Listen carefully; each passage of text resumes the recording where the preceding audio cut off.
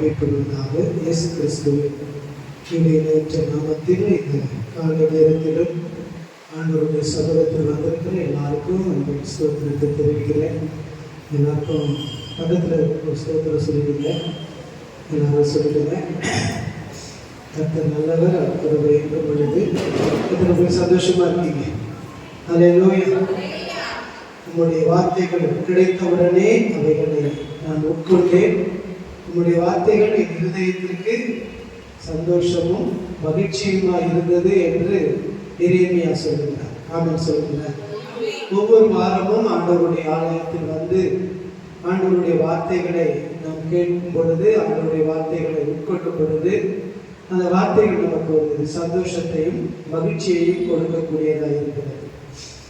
ஆண்டவருடைய வார்த்தை நம்மை எல்லா விதத்திலும் உற்சாகப்படுத்துகிறது. எத்தனை பேருக்கு அந்த அனுபவம் இருக்கு? ஆமென் சொல்லுங்க. அல்லேலூயா. சரி, இந்த நாளின் தியானத்திற்காக ஒரு வசனத்தை வாசிக்க கேட்போம். அதற்கு முன்பாக ஒரே ஒரு காரியத்தை நான் கேட்கிறேன். கடந்த வாரத்தில் ஐயா நல்ல ஒரு செய்தியை கொடுத்தாங்க. என்ன செய்தி கொடுத்தாங்க, எதன் அடிப்படையில் கொடுத்தாங்க, என்ன கருத்து, யாருக்காக ஞாபகம் இருக்கா? ஐயா பேசுகிற செய்தியுடைய கருத்து, அந்த செய்தியினுடைய எந்த நோக்கத்தோடு பேசுனாங்க. செய்தியுடைய தலைப்பெல்லாம் டிட்டோ அப்படியே சொல்ல தேவையில்லை. என்ன நோக்கத்தோடு பேசுனாங்க, எதை குறித்து பேசுனாங்க சொல்ல முடியுமா? நானும் வந்துருக்கேன், நானும் செய்தி கேட்டேன் போன வாரம். சொல்ல முடியுமா? சொல்லணும்னாலும் பரவாயில்ல, நான் சொல்லிட்டு அதை குறித்து தொடர்ந்து நான் பேச போகிறேன்.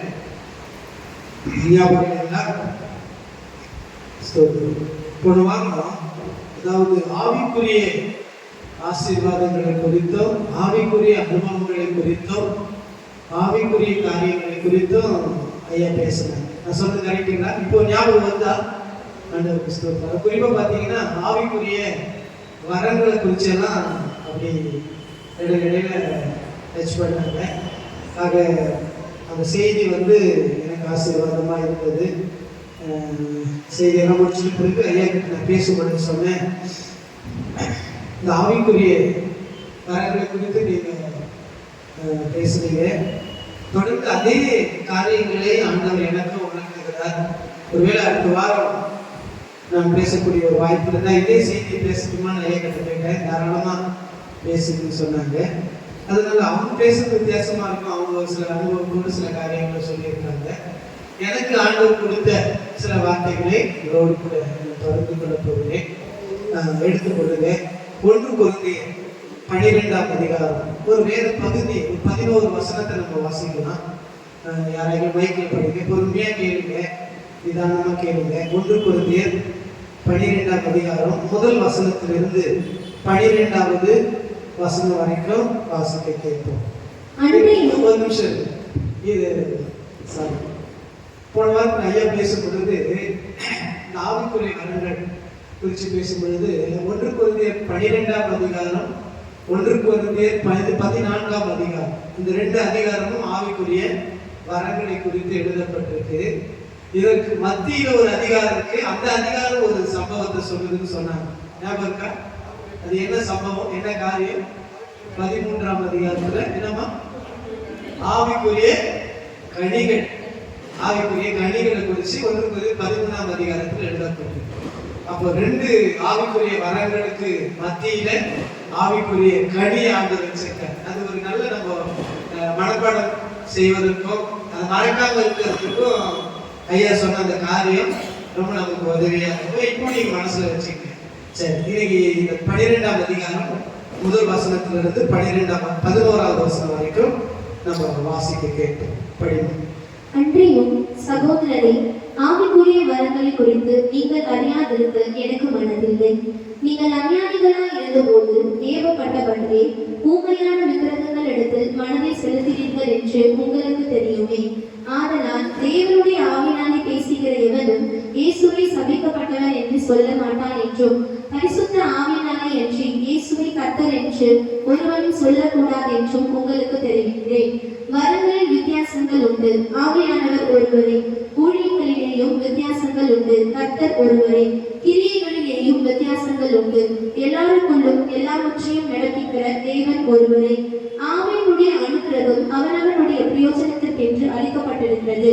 எப்படி எனில், ஒருவனுக்கு ஆவியினாலே ஞானத்தை போதிக்கும் வசனமும், வேறொருவனும் அந்த ஆவியினாலே அறிவை உணர்த்தும் வசனமும், வேறொருவனும் அந்த ஆவியினாலேயே விசுவாசமும், வேறொருவனுக்கு அந்த ஆவியினாலேயே குணமாக்கும் வரங்களும், வேறொருவனுக்கு அற்புதங்களை செய்யும் சக்தியும், வேறொருவனுக்கு தீர்க்கதரிசனம் உரைத்தலும், வேறொருவனுக்கு ஆவிகளை பகுத்தறிதலும், வேறொருவனுக்கு கற்பல பாஷைகளை பேசுதலும், வேறொருவனுக்கு பாஷைகளை வியாக்கியானம் பண்ணுதலும் அளிக்கப்படுகிறது. இவைகளை எல்லாம் அந்த ஒரே ஆவியானவர் நடப்பித்து தமது சித்தத்தின்படியே அவனவனுக்கு பகிர்ந்து கொடுக்கிறார். எப்படி எனில், சரீரம் 11 வசனம் தான் சொல்றேன். நான் திரும்ப 2 வசனத்தை மாத்திரம் படிக்கிறேன். முதல் வசனம் கடைசி வசனம், அதாவது முதல் வசனம் 11வது வசனத்தை மாத்திரம் படிக்கிறேன். அன்றியும் சகோதரரே, சபை ஜனங்களே, விசுவாசிகளே, ஆவிக்குரிய வரங்களை குறித்து நீங்கள் அறியாதிருக்க எனக்கு மனதில்லை.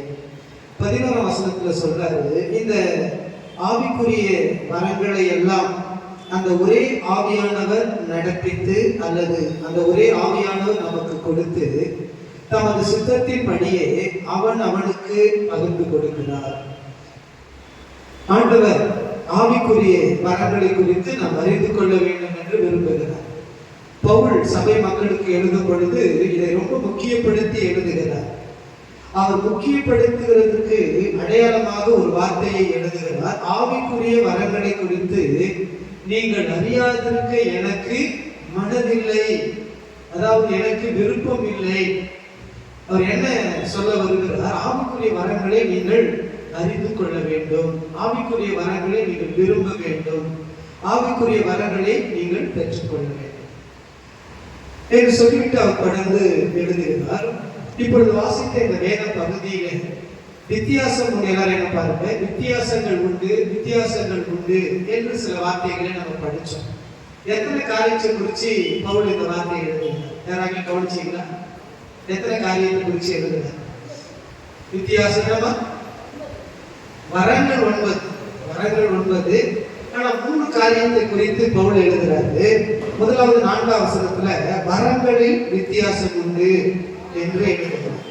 2வது ஊழியங்களில் வித்தியாசம் உண்டு என்று எழுது 5ஆம் வசனம். 6ஆம் வசனத்துல கிரியைகளில் வித்தியாசம் உண்டு. எல்லாம் சொல்லுங்க பார்க்கலாம். என்னென்ன காரியத்தில் வித்தியாசம் இருக்கு? 1 வரங்களில் வித்தியாசம் உண்டு, 2வது ஊழியங்களில் வித்தியாசம் உண்டு, 3வது கிரியைகளில் வித்தியாசம் உண்டு என்று சொல்லிவிட்டு இந்த ஒவ்வொரு காரியத்துக்கும் அடுத்து ஒரு வார்த்தை எழுதுறேன். அது என்ன? திரும்ப 4ஆம் வசனத்துக்கு வந்தீங்கன்னா, வரங்களில் வித்தியாசம் உண்டு, ஆவியானவர் ஒருவர். ஊழியங்களில் வித்தியாசம் உண்டு, கர்த்தர் ஒருவர். கிரியைகளில் வித்தியாசம் உண்டு, தேவன் இருக்கா இல்லையா? ஒவ்வொன்றுக்கும் ஒரு வார்த்தை இருக்கு பாருங்க. அதுல ஒரு ஆழமான ஒரு சக்தி இருக்கு. அப்போ வரங்களில் வித்தியாசம் இருக்கு. ஆனா எல்லா வரங்களையும் கொடுத்து நடத்துகிறவர் ஆவியானவர்.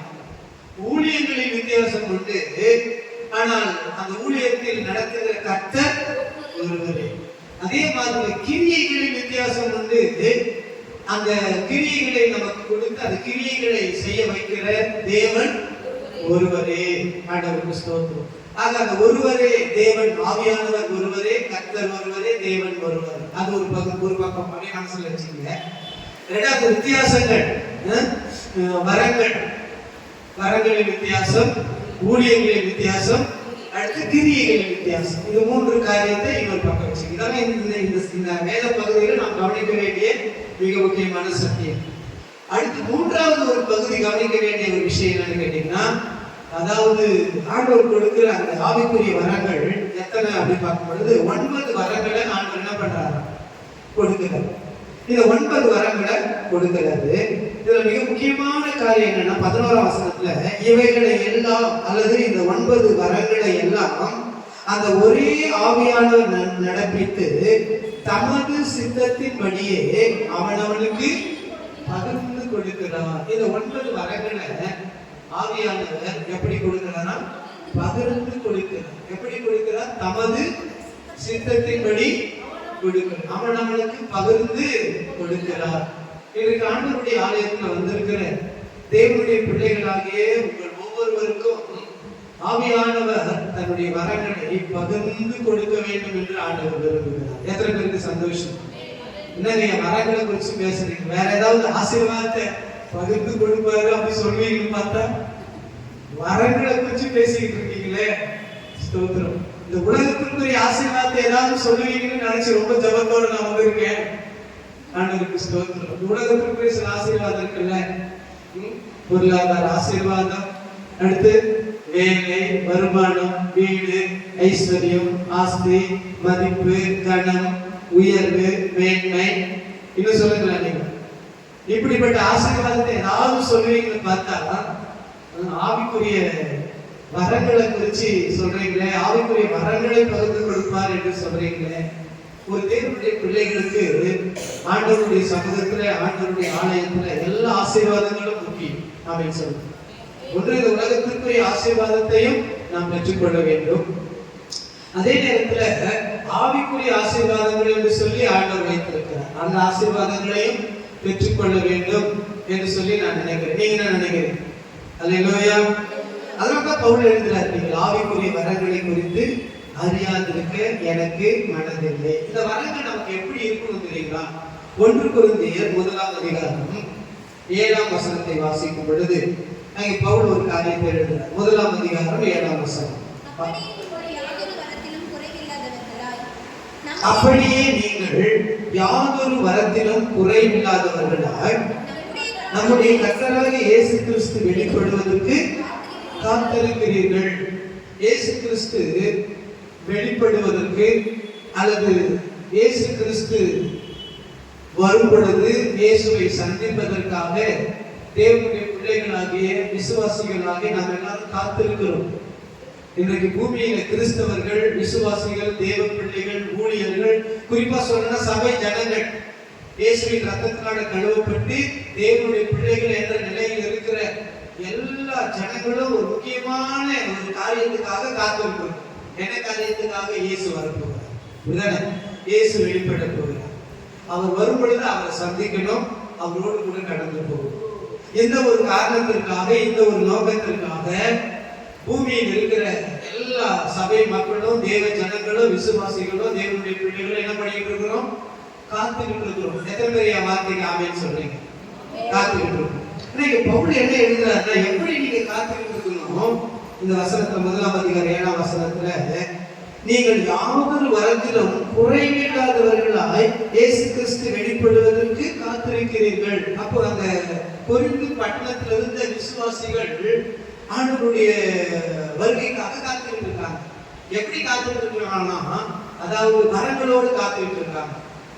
அதுவும் அவர் என்ன சொல்றாருன்னா, யாதொரு வரத்திலும் குறைவில்லாதவர்களாய் நீங்க எப்படி இருக்கிறீங்க? காத்திருக்கிறீர்கள். அப்போ வரங்களோடு காத்துக்கிட்டு இருக்கணும். வரங்களை பெற்றவர்களாக இயேசுவின் வருகைக்காக நம்ம காத்துக்கிட்டு இருக்கணும். இன்றைக்கு அதுதான் அநேக சபைகளிலே அதாவது இல்லாத ஒரு காரியமா இருக்கு. எல்லா ஆசீர்வாதமும் இருக்கு, எல்லா ஆசீர்வாதமும் இருக்கு. சொன்ன காரியத்தை திரும்ப சொல்றேன். இந்த உலகத்திற்குரிய எல்லா ஆசீர்வாதமும் எல்லா சபை மக்களுக்கு இருக்கு. பொருளாதாரத்துல ஆசீர்வாதம், படிப்புல ஆசீர்வாதம், விளையாட்டு காரியத்துல ஆசீர்வாதம், இன்னும் என்ன சொல்றது, வேலை விஷயத்துல ஆசீர்வாதம், தொழில் காரியத்துல ஆசீர்வாதம், இந்த சமுதாயத்துல ஒரு உயர்ந்த நிலையில் இருக்கிற காரியம், அதுல ஒரு எல்லா காரியத்திலும் ஆசீர்வாதம் இருக்கு. ஆனா ஆவிக்குரிய ஆசீர்வாதம் என்று சொல்லும் பொழுது ஆவிக்குரிய வல்லமை, ஆவிக்குரிய வரங்கள், ஆவிக்குரிய கிருபைகள், ஆவிக்குரிய அபிஷேகம், இப்படிப்பட்ட வரங்கள் தேசத்துல, பூமியில இருக்கக்கூடிய சபைகளுக்கு ஒரு தேவன் விரும்புகிறபடி பரிபூர்ணமா இருக்கா என்ற ஒரு கேள்வி எழுப்பும் பொழுது அதுக்கு பதில் நீங்க சொல்லுங்க. இருக்கா? ஒரு பரிபூர்ணமா இருக்கா? எல்லா சபையும், நம்ம சபையும் எல்லா சபை மக்களை கவனித்து பார்க்கும் பொழுது இந்த ஆவிக்குரிய வரங்களிலே ஒரு பூர்ணமா இருக்கிறார்கள் என்று நம்ம சொல்ல முடியுமா? சொல்ல முடியாதுன்னு நீங்க சொல்லிடுச்சு. சரி, ஓகே, தப்பு கிடையாது, இருக்கிறத நம்ம கண்டுபிடிச்சு சொல்றோம். ஆனா இங்க ஆண்டவர் என்ன விரும்புகிறார்? ஆதி அப்போஸ்தலர்கள் என்ன விரும்பினாங்க? ஆதியில ஊழியம் செய்த ஊழியர்கள் என்ன விரும்பினாங்க? ஆண்டவர் என்ன விரும்புகிறார்? தெளிவா வசனம் இருக்கு. நீங்கள் யாதொரு வரத்திலும் குறைவில்லாதவர்களாக இருக்கணும். அந்த ஆவிக்குரிய வரங்களை நீங்கள் அறியாமல் இருக்கணும், அறியாமல் இருக்கக்கூடாது. இப்ப இந்த வரங்களை குறித்து பவுல் 14ஆம் அதிகாரத்துல எழுதுறாரு. உங்களுக்கு தெரியும். இந்த 14ஆம் அதிகாரம் முதல் வசனத்துல என்ன சொல்றாரு பாருங்களேன். முதல் வசனத்துல அன்பை நாடுங்கள், ஞான வரங்களை விரும்புங்கள், விசேஷமாய் தீர்க்க தரிசன வரத்தை சொல்றாரு விரும்புங்கள் என்று சொல்லி சொல்றாரு. என்ன பண்ணுங்க? விரும்புங்க. எதை விரும்புங்க? வரங்களை விரும்புங்க. ஞான வரம், தீர்க்க தரிசன வரங்களை நீங்க என்ன பண்ணணும்? விரும்ப வேண்டும். ஒரு காரியத்தை நாம் அறிந்து கொள்ள வேண்டுமானால் அந்த காரியத்தை விரும்ப வேண்டும். ஒரு காரியத்தை நாம் பெற்றுக்கொள்ள வேண்டுமானால் அந்த காரியத்தை விரும்ப வேண்டும். எத்தனை பேர் புரியும்? நாம் விரும்புகிற காரியம், நாம் அறிந்து கொள்ளுகிற காரியம் அது எதுவா இருந்தாலும் சரி, ஒரு காரியத்தை அறியணும், அறிந்து அதை நாம் பெற்றுக்கொள்ள வேண்டுமானால் நாம் என்ன பண்ணணும்? விரும்ப வேண்டும். இப்போ உதாரணத்துக்கு சொல்றேன், புரியுறதுக்காக சொல்றேன். ஆண்டவருக்கு ஸ்தோத்திரம். நான் டாக்டருக்கு படிக்கணும், ஒரு மருத்துவத்தை அறிஞ்சிக்கணும் அப்படின்னு நான் நினைச்சா அந்த டாக்டருக்கு படிக்கிறதுக்கு நான் என்ன பண்ணணும்? விரும்பணும். அந்த விருப்பம் இருந்தா தான் என்ன பண்ண முடியும்? அதை குறித்து படிக்க முடியும். எத்தனை பேருக்கு புரியுது நான் சொல்றது? அந்த விருப்பம் இல்லாம என்ன பண்ண முடியாது? படிக்க முடியாது. நிறைய பெற்றோர்களுக்கு விருப்பம் இருக்குன்னு வச்சுக்கோங்க. பிள்ளைகளுக்கு வச்சுக்கோங்க. என்ன விருப்பம்?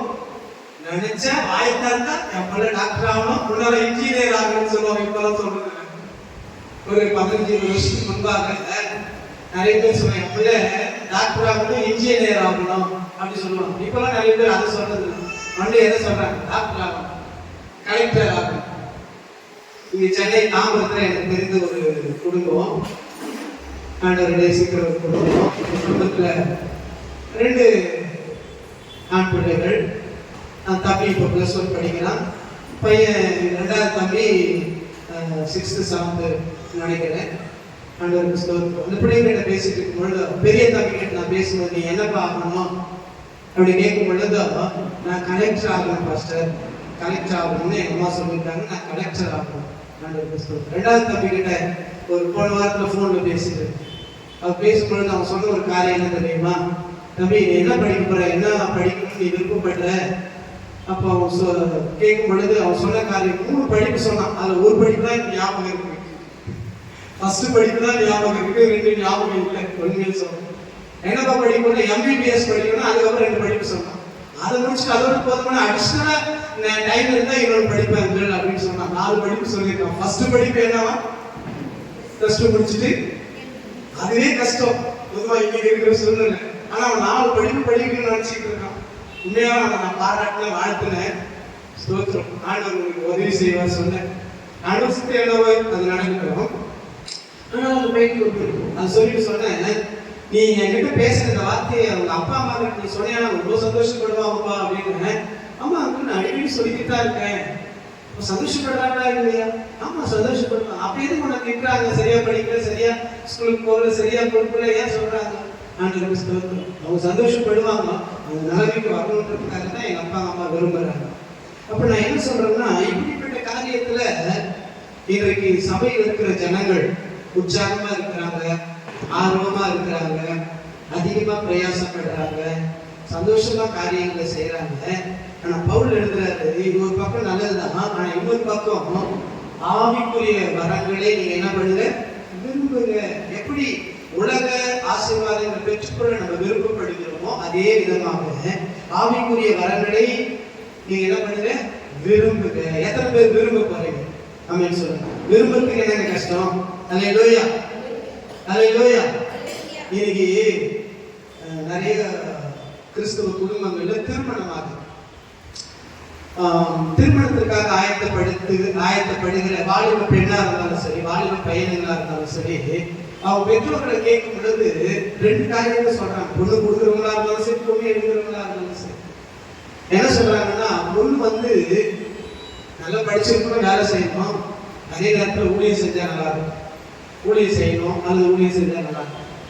அதே மாதிரி ஆண்டவருக்கு ஸ்தோத்திரம், பொண்ணு கொடுக்குறவங்களும் மாப்பிள்ளை பார்க்கறவங்களும் சரி, மாப்பிள்ளை நல்லா படிச்சிருக்கணும், நல்லா வேலை செய்யணும், சொந்த ஒரு வீடு இருக்கணும், அதோடு கூட என்ன இருக்கணும்? ஊழியம் செஞ்சா 2 பேர் விரும்புறாங்க. எல்லாருக்கும் 2 விருப்பம் இருக்கு. வேலையை செய்யணும், சம்பாதிக்கணும், நல்ல நிலையில இருக்கணும், அதே நேரத்தில் என்ன பண்ணணும்? ஊழியமும் செய்யணும்.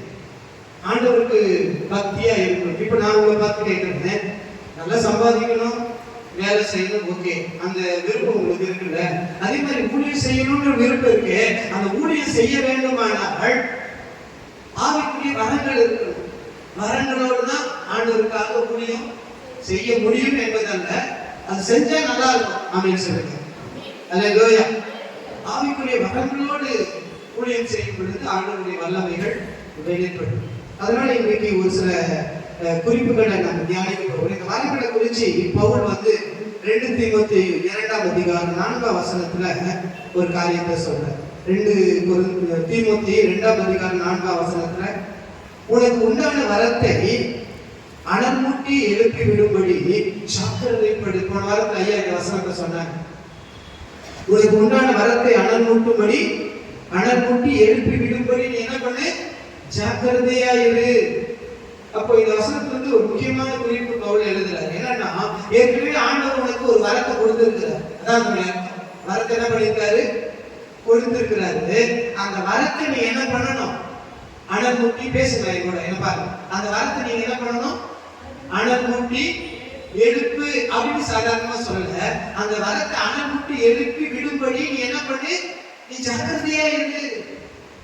அப்ப ஜாக்கிரதையா இருக்குன்னு ஒரு காரியத்தை குறித்து சொல்றாருன்னா அது மிக முக்கியமான காரியம் அப்படின்னு நான் நினைக்கிறேன். நீங்க என்ன சொல்றீங்க? ஜாக்கிரதையா இரு அப்படின்னு சொல்றாருன்னா அது ரொம்ப முக்கியமான விஷயம் தானே. ஆண்டவருக்கு ஸ்தோத்திரம். அப்ப எதை குறிச்சு ஜாக்கிரதையா இருன்னு சொல்றாரு? ஆண்டவர் உனக்கு ஒரு வரத்தை கொடுத்திருக்கிறாரு. அந்த வரத்தை அனல் மூட்டி எழுப்பி விடும்படி நீ ஜாக்கிரதையா இரு. இன்னைக்கு ஆண்டவருடைய ஆலயத்தில் வந்திருக்கிற தேவனுடைய சமூகத்தில் வந்திருக்கிற தேவனுடைய பிள்ளைகளாகிய உங்கள் ஒவ்வொருவரையும் பார்த்து கர்த்தருடைய ஊழியக்காரனாக கர்த்தருடைய அபிஷேகத்தோடு கூட நான் சொல்றேன், உங்கள் ஒவ்வொருவருக்கும் ஆண்டவர் ஒரு வரத்தை கொடுத்திருக்கிறார். அந்த வரங்களை அனல் மூட்டி எழுப்பி விடும்படி நீங்க ஜாக்கிரதையா இருங்கள். எத்தனை பேருக்கு புரியுது? ஒவ்வொருவருக்கும் வரத்தை கொடுத்திருக்கிறார். ஜெபிக்கிற வரத்தை கொடுத்திருக்கிறாரு. ஆண்டவர் ஆராதிக்கிற வரத்தை கொடுத்திருக்கிறாரு. வேத வசனங்களை மற்றவங்களுக்கு அறிவிக்கக்கூடிய வரத்தை கொடுத்திருக்கிறாரு. ஆத்துமாக்களை ஆதாயம் பண்ணக்கூடிய வரத்தை கொடுத்திருக்கிறாரு. ஆண்டவருடைய சித்தத்தை நிறைவேற்றுகிற வரத்தை கொடுத்திருக்கிறாரு. இப்படி ஒவ்வொருவருக்கும் பாடுகிற வரத்தை கொடுத்திருக்கிறாரு. சிலருக்கு இசை கருவிகளை வாசிக்கக்கூடிய வரத்தை கொடுத்திருக்கிறாரு. சிலருக்கு ஆண்டவருடைய ஆலயத்துல ஊழியம் செய்யக்கூடிய வரத்தை கொடுத்திருக்கிறாரு. ஒவ்வொருவருக்கும் ஒவ்வொரு வரத்தை கொடுத்திருக்கிறாரு. இயேசுவின் நாமத்தில் கர்த்தருடைய வசனத்தை நான் சொல்றேன், உங்களுக்கு கொடுக்கப்பட்ட வரத்தை நீங்கள் அனல் மூட்டி எழுப்பி விடும்படி கவனமா இருங்க, உற்சாகமா இருங்க, அதிலே ஆர்வமா இருங்க, அதிலே ஜாக்கிரதையா இருங்கள். எத்தனை பேர் என் வார்த்தைக்கு ஆமென் சொல்றீங்க? அல்லேலூயா. எனக்கு கொடுத்திருக்கிற வரத்தை நான் அனல் மூட்டி எழுப்பி விடும்படி நான் ஜாக்கிரதையா இருக்க போகிறேன். ஜெபம் பண்ணி உங்களுடைய வரத்தை அனல் மூட்டி எழுப்பி விடுங்க. ஆண்டவருடைய சமூகத்தை தேடி உங்களுக்கு கொடுக்கப்பட்ட அந்த வரத்தை அனல் மூட்டி எழுப்பி விடுங்க. ஆண்டவருடைய பிள்ளைகளோடு ஐக்கியப்பட்டு உங்களுக்கு கொடுக்கப்பட்ட அந்த வரத்தை அனல் மூட்டி எழுப்பி விடுங்க. ஆண்டவருடைய சமூகத்துல தேவனுடைய ஜனங்களோடு ஐக்கியப்பட்டு ஜெபம் பண்ணி உங்களுக்கு கொடுக்கப்பட்ட அந்த வரங்களை அனல் மூட்டி எழுப்பி விடும்படி ஜாக்கிரதை பண்ணுங்க. ஆண்டவருக்காக நேரத்தை ஒதுக்கி, ஆண்டவருக்காக உங்களுடைய பிரயாசத்தை ஒதுக்கி, ஆண்டவருக்காக உங்களுடைய முயற்சிகளை ஒதுக்கி, இப்படி ஆண்டவருக்காக நீங்கள் நேரங்களை செலவு செய்து உங்களுக்கு கொடுக்கப்பட்ட அந்த வரங்களை அனல் மூட்டி எழுப்பி விடும்படி தேவனுடைய பிள்ளைகளாகிய நீங்கள் அதிக ஜாக்கிரதையாக இருங்கள். அல்லேலூயா. அந்த வரத்தை அனல் மூட்டி எழுப்பணும்னா நீங்க நேரத்தை ஒதுக்கணும். வரத்தை அனல் மூட்டி எழுப்பணும்னா ஆண்டவர் சமூகத்தை தேடணும். வரத்தை அனல் மூட்டி எழுப்பணும்னா ஆண்டவர் சமூகத்துல ஜெபம் பண்ணணும். வரத்தை அனல் மூட்டி எழுப்பணும்னா சபை மக்களோடு ஐக்கியப்படணும். வரத்தை அனல் மூட்டி எழுப்பணும்னா தேவ ஊழியக்காரோடு ஐக்கியப்படணும். வரத்தை அனல் மூட்டி எழுப்பணும்னா தேவ ஜனங்களோடு அதிகமா சம்பாஷிக்கணும், ஐக்கியப்படணும். எத்தனை பேருக்கு புரியுது? அல்லேலூயா. இன்னைக்கு நிறைய விசுவாசிகளுடைய நிலைமை என்ன? ஏதோ வாரத்துக்கு ஒரு நாள் 10 மணிக்கு சர்ச்சைக்கு வந்து ஒரு 12 முடிய முடிச்சு வெளியே போகணும். அதோடு 10 மணிக்கு தான் உள்ள வரும். அது வரைக்கும் எந்த ஆவிக்குரிய தேவ பிள்ளைகளோட ஐக்கியம் கிடையாது, எந்த விசுவாசிகளோட பழக்கம் கிடையாது, ஜெபிக்கிற ஜனங்களோட ஐக்கியம் கிடையாது, அதோடு கூட ஜபத்துக்கு வருகிற அனுபவம் கிடையாது, எந்த ஒரு அனுபவம் கிடையாது. வாரத்துக்கு ஒரு நாள் தான் அவ்வளவுதான் முடிஞ்சது. இப்படிப்பட்ட நிலைமை நீங்க இருந்தா, நான் உங்களை குற்றப்படுத்தல, இப்படிப்பட்ட நிலைமையில இருந்தா உங்களுக்கு கொடுக்கப்பட்டிருக்கிற வரத்தை நீங்கள் அனல் மூட்டி எழுப்பி விட முடியாது. எத்தனை பேர் ஒத்துக்கிறீங்க? அல்லேலூயா. மனசுல இருக்கு, ஆனா கை தூக்கி சொல்றது கஷ்டமா இருக்கு. ஆனா உண்மை அதுதான். ஆண்டவருக்கு ஸ்தோத்திரம். ஒவ்வொன்றுக்கும் ஒரு ஒரு முறை இருக்கு இல்லைங்களா? டாக்டர் படிக்கணும்னா ஒரு குறிப்பிட்ட வருஷம் படிக்கணும். எத்தனை வருஷமா? 5 வருஷம் படிக்கணும். நேற்றைய தினத்துல சாயங்காலம் இதே திருநெல்வேலிக்கு ஒரு ஸ்கூலுக்கு ஜெபிக்க வந்தேன். அப்ப ஜெபிக்க வரும்பொழுது அந்த ஐயா என்ன கேட்டேன், அவங்க பேத்தி எம்பிபிஎஸ் படிக்கிறாங்க. பேசும் பொழுதுதான் எத்தனாவது வருஷம் பேசும் பொழுதுதான் 2வது வருஷம் 2 வருஷம் படிக்கணும். அப்போ ஒரு எம்பிபிஎஸ் படிக்கணும்னா ஒரு 5 வருஷம். ஒவ்வொரு படிப்புக்கும் ஒரு வருஷங்கள் இருக்கு, ஒரு சில முறைகள் இருக்கு இல்லைங்களா? ஒரு சாதாரண ஒரு மக்கள்ல வேலை செய்யணும்னா கூட அதுக்கு ஒரு ட்ரைனிங், ஒரு பயிற்சின்னு ஒன்று இருக்கு. அது மாதிரி ஆண்டவருக்கு ஸ்தோத்திரம். ஆண்டவருக்கு ஊழியம் செய்வதற்கு ஆண்டவர் நமக்கு கொடுத்திருக்கிற அந்த வரங்களை அண்ணன் மூட்டி எழுப்புவதற்கு சில முறைகள் இருக்கு, சில காரியங்கள் இருக்கு. என்ன முறை? அந்த வார்த்தை எப்படி அணை மூட்டி எழுப்புறது? அதுதான் ஆண்டவர் சொல்றாரு. ஆண்டவர் அடிக்கடி ஆண்டவர் சமூகத்துக்கு வரணும், ஜெபம் பண்ணணும், உபவாசம் பண்ணணும், தேவ ஜனங்களோடு சம்பாஷிக்கணும், பேசணும், ஐக்கியப்படணும். இப்படிப்பட்ட காரியங்கள் மூலமாக ஆண்டவர் உங்களுக்கு கொடுத்திருக்கிற வரங்களை நீங்க என்ன பண்ணுங்க? அனுப்பி எழுப்புங்க. இன்னொரு வசனம், யாக்கோபு 1ஆம் அதிகாரம் 17ஆம் வசனம்.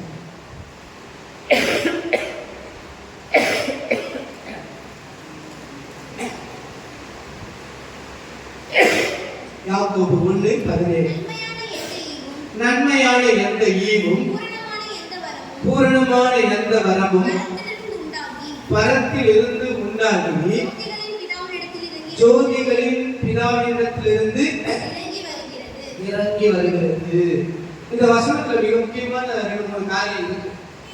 ஒண்ணு என்னன்னா, ஆண்டவர் வரங்களை கொடுக்கிறாரு. இந்த வரங்கள் எங்கிருந்து வருகிறதா சொல்லுங்களேன். இந்த வரங்கள் எங்கிருந்து வருகிறதா? வசனத்தின் படி சொல்லுங்க. பிதாவினிடத்திலிருந்து இறங்கி வருகிறது. எங்கிருந்து இறங்கி வருது? ஜோதிகளின் பிதாவினிடத்திலிருந்து இறங்கி வருகிறது. நல்லா புரிஞ்சுக்கங்க. இந்த ஆவிக்குரிய வரங்களை எந்த ஒரு மனுஷனும் கொடுக்க முடியாது.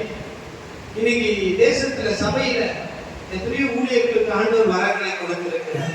சபையில் இருக்கிற விசுவாசிகளுக்கு எத்தனையோ வரங்களை ஆண்டவர் கொடுத்திருக்கிறார். நல்லா கவனிங்க. இந்த வரங்கள் எல்லாம் பிதாவினிடத்திலிருந்து இறங்கி வருகிறது.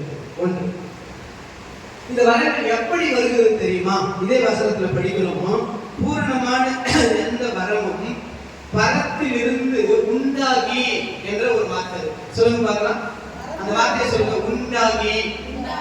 உண்டாகி வர இறங்கி வரும். கரெக்ட் நான் சொல்றது? இந்த வரம் நமக்கு கிடைக்கிற வரங்கள் எல்லாம், நமக்கு கொடுக்கப்படுகிற வரங்கள் எல்லாம் உண்டாக்கப்படுகிறது, உண்டாகிறது. கரெக்ட் நான் சொல்றதுங்க? சொல்லுங்க அந்த வார்த்தை. உண்டாகி. சரி, எங்க உண்டாகுது? பரத்தில் உண்டாகிறது, பரலோகத்தில் உண்டாகிறது. எவ்வளவு ஒரு ஒரு ஒரு பெருமையா இருக்கு. நம்ம கொடுக்கப்படுகிற வரங்கள் சாதாரணமான கிடையாது. எந்த கடையும் நம்ம போய் வாங்க முடியும், எந்த அரசாங்கத்திலையும் வாங்க முடியாது. ஆண்டவருக்கு ஸ்தோத்திரம். உங்க ஊரு தலைவர் கொடுக்க முடியுமா? கவுன்சிலர் கொடுக்க முடியுமா? வார்டு மெம்பர் ஸ்தோத்திரம். எம்எல்ஏ, மந்திரி, உங்க சொந்தக்காரா இருந்தா மந்திரி, முதலமைச்சர் ஸ்தோத்திரம், பிரதம மந்திரி, ஜனாதிபதி, யார் இதுக்கு மேல ஒரு ஆளா? அமெரிக்கா ஜனாதிபதி, அவரு கூட கொடுக்க முடியாது. ஒவ்வொரு வீட்டுக்கும் பைபிள் வச்சுங்க, அதான் சொல்ல முடியும். வரத்தை என்ன பண்ண முடியாது, கொடுக்க முடியாது. வசனம் அழகா இருக்கு பாருங்க. பரத்தில் இருந்து உண்டாங்க. இப்போ பரத்துல நமக்கு கொடுக்கப்படுகிற வரங்கள், நமக்கு கொடுக்கப்பட்டிருக்கிற வரங்கள், நாம் பெற்றுக்கொண்டிருக்கிற வரங்கள் சாதாரணமானது அல்ல, இந்த உலகத்துல கிடைக்கக்கூடியது அல்ல. அது பரத்தில் உண்டாகி ஜோதிகளின் பிதாவினிடத்திலிருந்து இறங்கி வருகிறது. எதற்காக இந்த வசனத்தை நான் உங்களுக்கு சொல்றேன்னா, ஆண்டவர் நமக்கு கொடுத்திருக்கிற வரங்கள், ஆண்டவர் நமக்கு கொடுக்க விரும்புகிற வரங்கள், ஆண்டவருடைய சமூகத்தில் நாம் பெற்றுக்கொள்ள வேண்டிய வரங்கள் சாதாரணமானது கிடையாது. அந்த வரங்கள் எவ்வளவு முக்கியமானது என்பதற்காக நான் சொல்லியிருக்கேன். அல்லேலூயா. சரி, இந்த வசனத்துல 2-3 காரியம் சொன்னேன் இல்லைங்களா? ஒரு பிதாவினிடத்தில் வருகிறது சொன்னேன், 2வது உண்டாக்கப்பட்டு வருகிறது சொன்னேன், 3வது பரத்துல உண்டாகுன்னு சொன்னேன். 3 வார்த்தை எந்த வார்த்தை ரொம்ப பிடிச்சிருக்கு, ரொம்ப சந்தோஷமா இருக்கு? சொல்லுங்க. எனக்கு கொடுக்கப்படுற வரம் இந்த பூமியில உண்டாக்கப்பட்டிருக்கல, பரத்திலிருந்து பரலோகத்துல இருந்து இறங்குறாரு. அதை பெற்றுக்கொண்டு நமக்கு விருப்பமே சொல்றோம். இந்த பூமியில ஏதோ ஒரு கம்பெனி, அந்த கம்பெனி நல்லா ஃபேமஸ் ஆகிட்டா போதும், அவங்க வேலை கிடைச்சா போதும். ஏதாவது புரியுது நான் சொல்றது?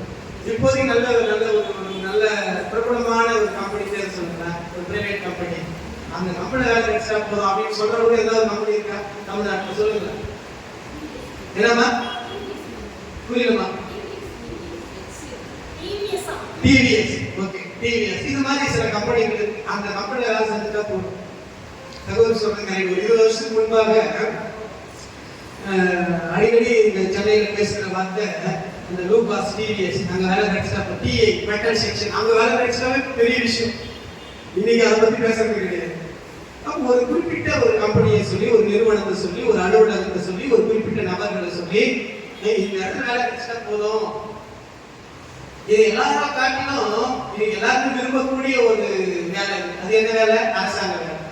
அரசாங்க வேலை கிடைச்சா சொல்லவே தேவையில்லை. ஒரு பழமொழி இருக்கு, ஆண்டவருக்கு ஸ்தோத்திரம். யாருக்கு பழமொழி சொன்னாங்க தெரியும். கோழி மேய்ச்சாலும் கவர்மெண்ட் கோழியே தெரியாது அவங்களுக்கு. மாடு மேய்ச்சாலும் மாடு மேய்ச்சாலும் கவர்மெண்ட் மாடு மேய்க்கணும். சரி, இது ஒன்றும் தப்பு கிடையாது. நான் சொல்றதுல பெரிய தவறா? கோழி மேய்ச்சாலும் கவர்மெண்ட் கோழியை மேய்க்கணும்னு சொல்லுவாங்க. அது கவர்மெண்ட்ல ஒரு வேலை கிடைச்சா நல்லதுதான். கவர்மெண்ட் வேலை கிடைச்சா நல்லது. டிவிஎஸ் கம்பெனியில வேலை கிடைச்சா நல்லது. இந்த ஊர்ல என்ன பிரபலமான ஒரு நிறுவனம் என்ன தெரியும்? திருநெல்வேலியில. சரி, என்னமா எது சொல்ல வரீங்க? சொல்லுங்க. உங்க ஊர்ல இருக்கிற பிரபலமான ஒரு நிறுவனத்தை சொல்லுங்க. என்னமா? டிஐ சைக்கிள் கம்பெனி இல்லைங்களா? அங்க வேலை கிடைச்சா அப்போ ஒரு குறிப்பிட்ட ஊர்ல ஒரு பெரிய நிறுவனம் இருக்கு, ஒரு ஸ்டேட்ல ஒரு பெரிய கம்பெனி இருக்கு, ஒரு நாட்டுல ஒரு பெரிய கம்பெனி இருக்கு. பொதுவா இப்படிப்பட்ட இடங்கள்ல வேலை செய்ய எல்லா தேவ மக்களும் விருப்பப்படுவது நல்லது. ஆண்டவருக்கு ஸ்தோத்திரம். ஆனா இங்கே நம்ம படிக்கிறோம், நமக்கு கொடுக்கப்படுகிற வரைகள் இப்படிப்பட்ட இடத்துல கொடுக்கப்படுகிறது கிடையாது. பணத்திலிருந்து உண்டாகி ரெண்டு ஆசீர்வாதங்களும் தேவைதான், அதுல மாற்றம் கிடையாது. அது நாங்க இல்லைன்னே சொல்றது இல்லை. ஆனா என்ன பரிதாபம், இந்த சபை ஜனங்களுடைய பரிதாபமான காரியம்னு ஒரு ஆசீர்வாதத்தை விருப்பப்பட்டு பெற்றுக்கொண்டு இன்னொரு ஆசீர்வாதங்களை நம்ம விரும்புறது கிடையாது, பெற்றுக்கொண்டது. ஆனா எது எப்படி இருந்தாலும் இன்றைக்கு ஆண்டவருடைய சமூகத்தில் வந்திருக்கிற என்னுடைய வசனத்தை கேட்டுக் கொண்டிருக்கிற நீங்கள் விரும்ப வேண்டிய ஒரு காரியம் ஆவிக்குரிய வரங்களை விரும்பணும். எதுக்காக ஆவிக்குரிய வரங்களை விரும்புறீங்களோ விரும்பலையோ, ஆண்டவர் கொடுக்கிற வரங்கள் வரத்திலிருந்து வருதுப்பாங்க. அதனால நான் விருப்பப்படுத்துறேன். எத்தனை பேர் ஆமென் சொல்றீங்க? அல்லேலூயா. ஒரு 4 காரியத்தை நான் சொல்ல போறேன். எதற்காக ஆண்டவர் இந்த வரங்களை கொடுக்கிறார்? ஆண்டவர் நமக்கு கொடுக்கக்கூடிய வரங்கள் எதற்காக? ஒரு 4 காரியங்களை நம்ம தியானிக்க போறோம். முதலாவதாக வாசிக்க கேட்போம். ரோமர் 1ஆம் அதிகாரம் அதனுடைய 10வது வசனத்தை வாசிக்க கேட்போம். 1ஆம் அதிகாரம் 10வது வசனம். நீங்கள் ஸ்திரப்படுவதற்காக ஆவிக்குரிய சில வரங்களை உங்களுக்கு கொடுக்கும் படிக்கும். போதுமா? நீங்கள் ஸ்திரப்படுவதற்காக ஆவிக்குரிய சில வரங்களை கொடுக்க ஆண்டவர் விரும்புகிறார். எல்லாரும் ஒரு ஆமென் சொல்லுங்க. நான் கேள்வி கேட்கும்போது நீங்க பதில் சொல்லிட்டீங்கன்னா உங்களுக்கு மனசுல பதிஞ்சிடும். நான் எதுக்கு கேள்வி கேட்கிறேன்னா, உங்களுக்கு தெரியல என்பதற்காக நீங்க பதில் சொல்லிட்டீங்கன்னா, பேசிட்டீங்கன்னா அது அப்படியே மனசுல பதிஞ்சிடும். எதோ ஆமென் சொல்றீங்க. அல்லேலூயா. சரி, இப்போ முதலாவது நான் கேட்கிறேன், ஆண்டவர் எதற்காக வரங்களை நமக்கு கொடுக்கிறார்? இந்த வசனத்தை படி சொல்லுங்க. ஸ்திரப்படுவதற்காக. எத்தனை பேர் ஸ்திரப்பட விருப்பப்படுறீங்க? 1 பேதுரு 1ஆம் அதிகாரம் 10ஆம் வசனத்துல அங்க பேதுரு எழுதுறாரு.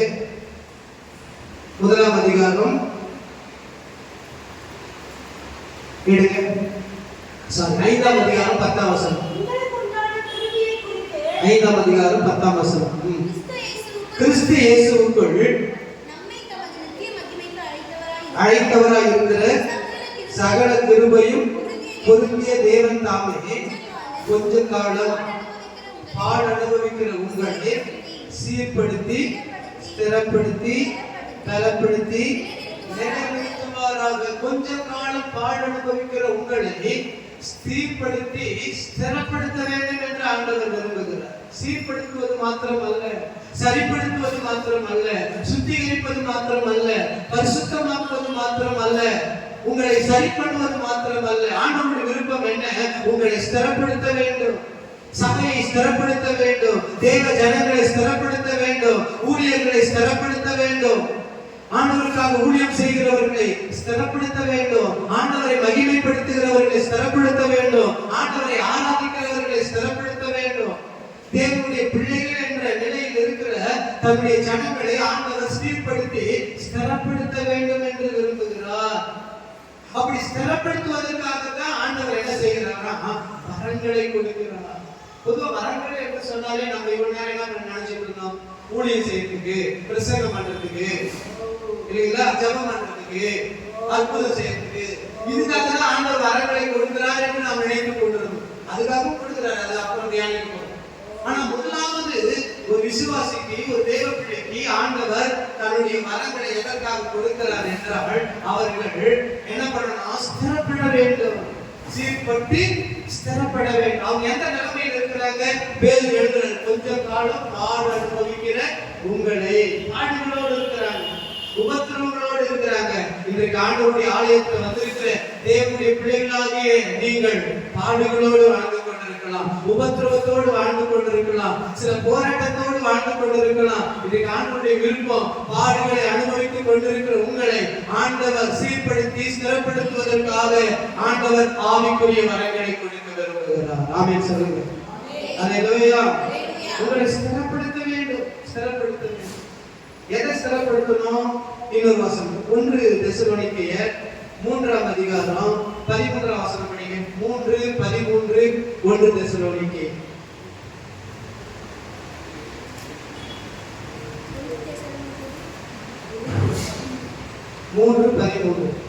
அவர்களுடைய கிரியை நிமித்தம் அவர்களை மிகவும் அன்பாய் எண்ணிக்கொள்ளும்படி உங்களை வேண்டிக் கொள்கிறோம். உங்களுக்குள்ளே சமாதானமாய் இருங்கள். 3:13 இவ்விதமாய் நம்முடைய கர்த்தராகிய இயேசு கிறிஸ்து நமது பரிசுத்த வான்கள் அனைவரோடும் கூட வரும்போது நீங்கள் பிதாவாகிய தேவனுக்கு முன்பாக பிழையற்ற பரிசுத்தம் உள்ளவர்களாய் இருக்கும்படி உங்கள் இருதயங்களை ஸ்திரப்படுத்துவாராக. ஆண்டவர் வரங்களை கொடுக்க விரும்புகிறார். எதற்காக வரங்களை கொடுக்க விரும்புகிறார்? முதல் காரியத்தை தியானிச்சுட்டு இருப்போம். ஸ்திரப்படுவதற்காக வரங்களை கொடுக்க விரும்புகிறார். எதை ஸ்திரப்படுத்தணும் ஆண்டவர் விரும்புகிறார்? இந்த வசனத்துல உங்கள் இருதயங்களை ஸ்திரப்படுத்த வேண்டும். இயேசு கிறிஸ்து வரும் பொழுது நாம் பிழையற்றவர்களாய் இருக்கும்படி, பரிசுத்தமாய் இருக்கும்படி, ஆண்டவருக்கு பிரியமுள்ளவர்களாய் இருக்கும்படி உங்களுடைய இருதயங்களை ஆண்டவர் ஸ்திரப்படுத்துவாராக. அப்போ தேவன் தன்னுடைய ஜனங்களுடைய இருதயத்தை ஸ்திரப்படுத்த விரும்புகிறார். ஒரு மனுஷனுடைய இருதயம் ஸ்திரப்பட வேண்டுமானால் அவனுக்கு வரங்கள் கொடுக்கப்படும். ஆண்டவர் வரங்களை கொடுத்து தன்னுடைய ஜனங்களுடைய இருதயத்தை ஸ்திரப்படுத்துகிறார். எத்தனை பேருக்கு புரியுது நான் பேசுற வார்த்தை? அல்லேலூயா. இருதயம் ஸ்திரப்படுறதுக்கு ஆவிக்குரிய வர வேண்டுமா? நீ வசனம் அப்படிதான் சொல்லப்பட்டிருக்கு. உங்கள் இருதயங்களை ஸ்திரப்படுத்துவார். நிறைய தேவர்களுடைய இருதயத்துல கலக்கம், பயம், குழப்பம், நிறைய பேர் பின்வாங்கி போறாங்கல்ல. அது எதனால? இருதயம் உறுதியா இல்லை, இருதயம் ஸ்திரமா இல்லை. இருதயம் ஸ்திரப்படாததுனால பின்வாங்கி போறாங்க. இருதயம் ஸ்திரப்படாததுனால ஆண்டவரை தேடாம போயிடுறாங்க. இருதயம் ஸ்திரப்படாமல் இருக்கிறதுனால ஆண்டவருடைய சித்தத்தை நிறைவேற்றாம போயிடுறாங்க. இருதயம் ஸ்திரப்படாததுனால ஊழியத்துக்கு வராம போயிடுறாங்க. இருதயம் ஸ்திரப்படாததுனால சரியா ஜெபம் பண்ணாம போயிடுறாங்க. எத்தனை பேர் ஒத்துக்கிறீங்க நான் சொல்ற வார்த்தை? அல்லேலூயா. அப்ப இருதயத்தை ஸ்திரப்படுத்துவதற்காக ஆண்டவர் வரங்களை கொடுக்கிறார். இருதயத்தை மாத்திரம் கிடையாது, இன்னொரு காரியம் இருக்கு பாருங்களேன். சங்கீதம் 17 5ஆம் வசனம் படிங்க. 17ஆம் சங்கீதம் 5ஆம் வசனம்.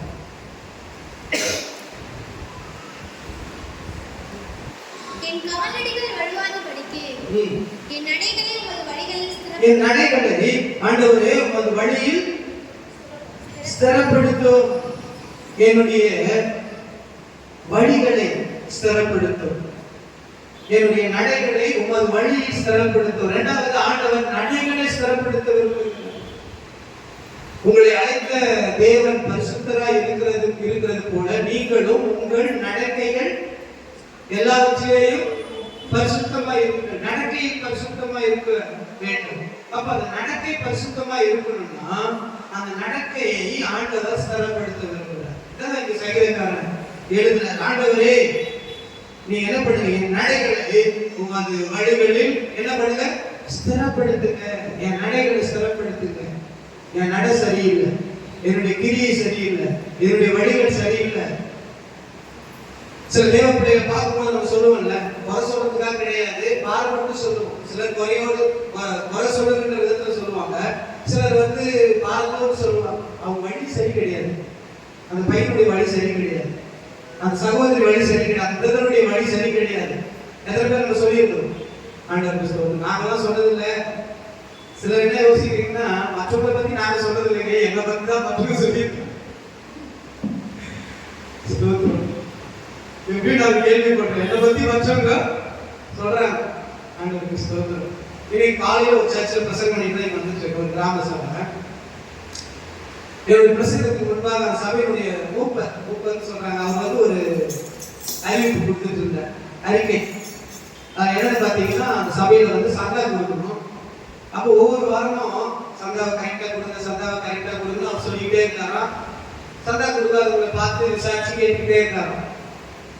இப்ப இதை குறிச்சு ஜனங்க என்ன பேசிக்கிறாங்க, விசுவாசிகள் ஒரு சிலர் பேசிக்கிறாங்களா, அவங்க பிரதர் மைக்ல அறிவிப்பு கொடுக்குறாரு, சந்தா கொடுக்குன்னு அறிவிப்பு கொடுக்குறாருல்ல, அதோட போய் வேண்டாம், ஏன் தனித்தனியா வந்து கேட்டுட்டு இருக்காரு அப்படின்னு விசுவாசிங்க புரியுதா பேசிக்கிட்டு இருக்காங்க. இப்போ இவர் சொல்றாரு அறிவிப்புல, இது மாதிரி விசுவாசிக்கு இது மாதிரி நீங்க பேசிக்கிட்டு இருக்கீங்க அப்படின்ற ஒரு தகவல் எனக்கு வருது அப்படின்னு நான் கேள்விப்படுறேன். தயவு செஞ்சு மன்னிச்சுங்க, நான் எனக்காக கேட்கல, நான் ஊழியக்காரருக்காக கேட்கல, சபைக்காக ஊழியத்துக்காக நான் கேட்டேன். சந்தா கொடுத்தீங்கன்னா இன்னும் நல்ல ஊழியம் நடக்கும், இன்னும் ஆலயத்துக்குரிய காரியங்கள் இருக்கு, அதெல்லாம் ஊழியத்துக்காக நான் கேட்டேன், மன்னிச்சுங்க, இப்படிப்பட்ட காரியத்தை நான் கேள்விப்பட்டேன் அப்படின்னு சொன்னேன். எதுக்காக சொல்றேன், இது மாதிரி நம்மளை குறிச்சு நாம என்ன பண்றோம், நம்மளை குறிச்சு கேள்விப்பட்டோம். என்ன காரியம் கேள்விப்பட்டோம், முன்ன மாதிரி இல்லைங்க அவங்க பேச்சு சரியில்லை, முன்ன மாதிரி இல்லைங்க அவங்க வழி சரியில்லை, முன்ன மாதிரி அவங்க ஜெபிக்கிறது கிடையாது, அவங்க வழி சரி கிடையாது. இப்படி நம்மளை குறிச்சு மற்றவங்க பேசுறது கேள்விப்பட்டோம், மற்றவங்களை குறிச்சு நம்ம பேசணும். ஆக ஏதோ ஒரு காரியம் அவங்க நட சரியில்லை, வழி சரியில்லை, பேசணும். ஏன் சரியில்லை, இந்த வசனத்தின்படி சொல்றேன், நம்முடைய நடைகள் ஸ்திரப்படாததுனால சரியில்லாம போயிட்டு. இன்னைக்கு ஆண்டவர் சொல்றாரு, உங்களுடைய நடைகளை ஸ்திரப்படுத்துவதற்காக உங்களுக்கு வரங்களை நான் கொடுக்க விரும்புகிறேன். எத்தனை பேர் ஆமென் சொல்றீங்க? ஒன்று, இதயத்தை ஸ்திரப்படுத்துவதற்கு வரத்தை கொடுக்கிறார். அடுத்து நடைகளை ஸ்திரப்படுத்துவதற்காக வரங்களை கொடுக்கிறார். இன்னொரு காரியத்தை சொல்ற பாருங்க, அப்போஸ்தலர் 16ஆம் அதிகாரம் 5ஆம் வசனம் படிங்க. அப்போஸ்தலர் 16ஆம் அதிகாரம் 5ஆம் வசனம்.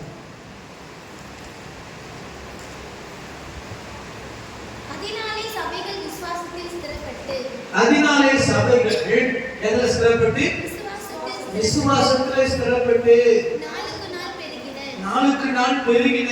விசுவாசத்தில் ஸ்திரப்பட்டு நாளுக்கு நாள் பெருகின. நல்லா கவனிங்க, முக்கியமான ஒரு வார்த்தை, சபைகள் ஸ்திரப்பட்டு. அப்ப சபைகள் ஸ்திரப்பட்டுனா என்ன அர்த்தம், சபையில் இருக்கிற விசுவாசிகள் ஸ்திரப்பட்டாங்க. ஆமென் சொல்லுங்க. சபையில் இருக்கிற விசுவாசிகள் ஸ்திரப்பட்ட உடனே வசனம் சொல்கிறது, சபைகள் ஸ்திரப்பட்டு நாளுக்கு நாள் பெருகின, ஒரு பெருக்கம் உண்டானது. நல்லா கவனிங்க, ஆண்டவருடைய சமூகத்துல வரும் பொழுதெல்லாம் ஆண்டவரை ஆசீர்வதிக்கணும், பெருக்கப்படணும் விருப்பப்பட்டு ஜெபம் பண்றோம். எப்போ பெருக்கம் உண்டாகும், எப்போ ஆசீர்வாதம் உண்டாகும், அந்த வசனத்தின்படி சொல்றாங்க, நீங்கள் ஸ்திரப்படும் பொழுது, விசுவாசத்துல ஸ்திரப்படும் பொழுது, ஸ்திரப்பட்டாலே ஆட்டோமேட்டிக்கா ஒரு பெருக்கம் உண்டாகும். ஆமென் சொல்லுங்க.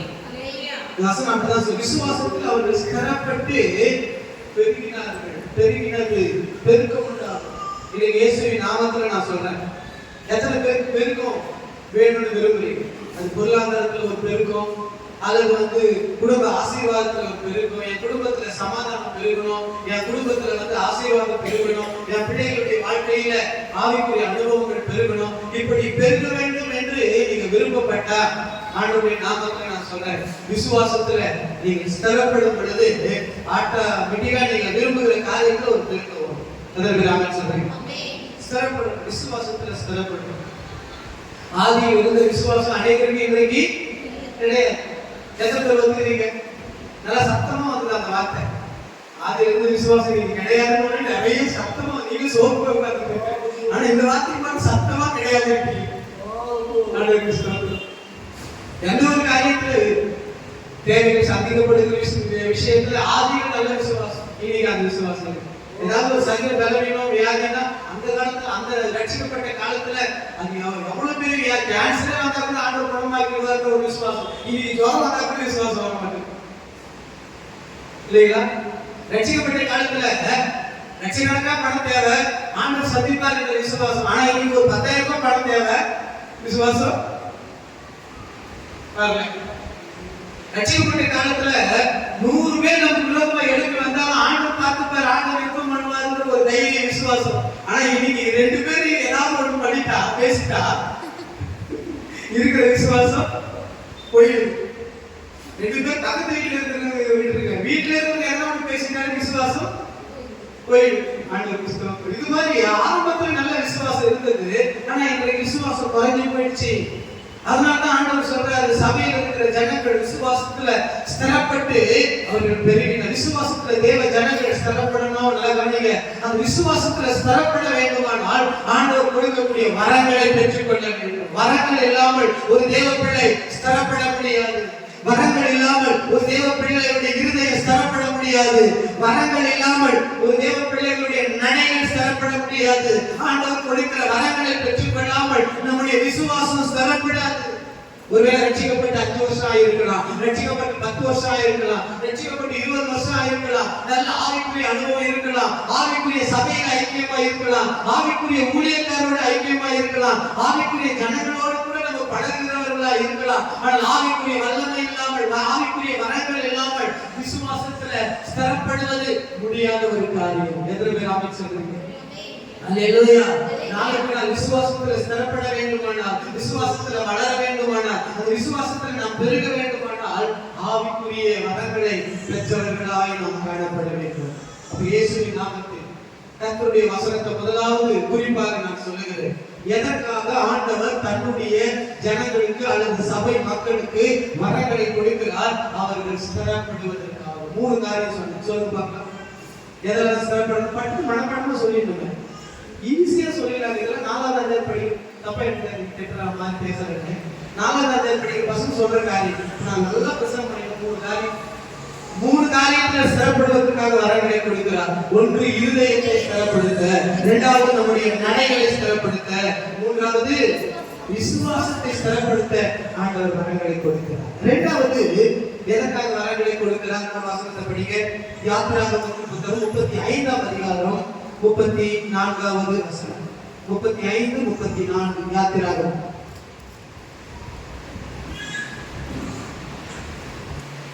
சித்த வேலையையும் 35, 34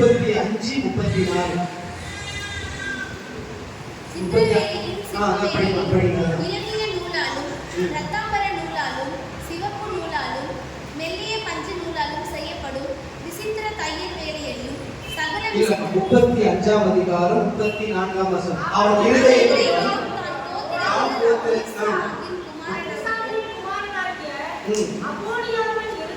இருதயத்திலும் போதிக்கும் வரத்தையும் கொடுத்தார். போதிக்கின்ற வரத்தை கொடுத்தார். 2வது ஆண்டவர் எதற்காக வரத்தை கொடுக்கிறார்? கவனிங்க, போதிப்பதற்காக. சொல்லுங்க பார்க்கலாம். போதிப்பதற்காக வரத்தை கொடுக்கிறார். நீங்க ஆண்டவரால் அழைக்கப்பட்டு அபிஷேகம் பண்ணப்பட்டு முழு நேரமாக கர்த்தருக்கு ஊழியம் செய்கிறவர்களுக்கு ஆண்டவர் எல்லாருக்கும் அந்த போதிக்கக்கூடிய வரத்தை ஆண்டவர் கொடுத்திருக்கிறார். அதே நேரத்துல ஆண்டவருடைய ஆலயத்துல வந்து தேவனை ஆராதிக்கிற தேவனுடைய பிள்ளைகளாக உங்களுக்கும் போதிக்கக்கூடிய ஒரு வரத்தை ஆண்டவர் கொடுக்க விரும்புகிறார். ஆமென் சொல்லுங்க. அல்லேலூயா. வரத்தை போதிக்கக்கூடிய வரத்தை கொடுக்க விரும்புகிறார். லூக்கா 2ஆம் அதிகாரம் 46ஆம் வசனம் 47ஆம் வசனத்தை படிக்கும் பொழுது, அந்த வசனத்தை படிக்க 46 47. 3 நாளைக்கு பின்பு அவர் தேவாலயத்தில் போதகர் நடுவில் உட்கார்ந்திருக்கவும் அவர்கள் பேசுகிறதை கேட்கவும் அவர்களை வினாவும் கண்டார்கள். அவர் பேச கேட்ட யாவரும் அவருடைய புத்தியையும் அவர் சொன்ன மந்திரங்களையும் குறித்து பிரமித்தார்கள். ஆண்டவர் வசனத்தை போதிச்சுக்கிட்டு இருக்காரு. அந்த வசனத்தை கேட்ட ஜனங்கள் யாவரும் என்ன பண்ணாங்கன்னா பிரமித்தார்கள். இந்த உலகத்துல இயேசு ஒரு மனுஷனாய் வாழ்ந்த நாட்களிலே அநேக காரியங்களை செஞ்சார். என்னென்ன காரியம் செஞ்சாரு?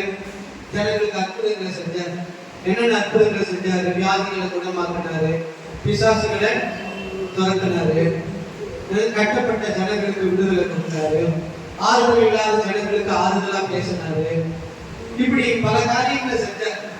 அதுல மிக முக்கியமான ஒரு காரியம் என்னன்னு கேட்டீங்கன்னா, அதிகமா இயேசு இந்த உலகத்துல வாழ்ந்த பொழுது ஜனங்களுக்கு தம்முடைய ராஜ்யத்தை குறித்ததான உபதேசங்களை வசனங்களை போதித்தார். எத்தனை பேர் ஆமென் சொல்றீங்க? எத்தனை பேர் ஒத்துக்கிறீங்க? என்ன பண்ணாரு? வசனங்களை போதித்தார். எந்த ஒரு இடத்திலும் ஆண்டவர் போதிக்காம, வசனத்தை போதிக்காம அற்புதம் செஞ்ச மாதிரி பைபிள்ல கிடையாது. ஒரு தனிப்பட்ட நபருக்கு அற்புதம் செஞ்சாலும் 2 வார்த்தையை பேசிதான் அற்புதம் செய்யறாரு. ஒரு 10 பேருக்கு போதனை பண்ணாலும் ஒரு 10 நிமிஷம் போதனை பண்ணிட்டு பிரசங்கம் பண்ணிட்டு தான் அற்புதம் செய்யறாரு. 100 பேர் வந்தாலும் சரி, 1000 பேர் வந்தாலும் சரி, ஆயிரக்கணக்கான ஜனங்கள் கூடி வந்தாலும் சரி, எந்த இடத்துல ஆண்டவர் அற்புதம் செஞ்சாலும் வசனத்தை பேசிட்டு வசனத்தை போதிச்சுட்டு தான் அற்புதம் செஞ்சிருக்காரு. எத்தனை பேர் ஆமென் சொல்றீங்க? அப்ப நான் என்ன சொல்ல வரேன்? போதனை ரொம்ப ரொம்ப முக்கியம். இன்னைக்கு ஆண்டவருடைய சமூகத்தில் வந்திருக்கிற தேவனுடைய பிள்ளைகளாகிய உங்களுக்கு கூட வசனத்தை மற்றவர்களுக்கு போதிக்கும்படி ஆண்டவர் என்ன செய்கிறாரா? வரங்களை கொடுக்கிறார். அதுக்கு ஆதாரமா ஒரே ஒரு வசனத்தை நான் காட்ட பாருங்களேன். நீங்க ஒரு வசனம் எபிரேயர் 5ஆம் அதிகாரம் 12ஆம் வசனத்தை வாசிக்கும் பொழுது அங்கே ஆண்டவர் சொல்லுகிற ஒரு வார்த்தை எழுதப்பட்டு 5ஆம் அதிகாரம் 12ஆம் வசனம். எபிரேயர்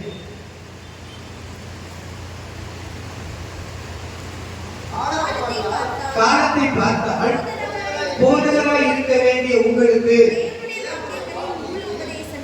உபதேசங்களை இருக்கிறது. நீங்கள் பலமான ஆகாரத்தை அல்ல பாலை உண்ணத்தக்கவர்கள் ஆனீர்கள். காலத்தை பார்த்தா நீங்க எப்படி இருக்கணும்? இப்ப நீங்க எப்படி இருக்கணும்? போதகரா இருக்கணும்.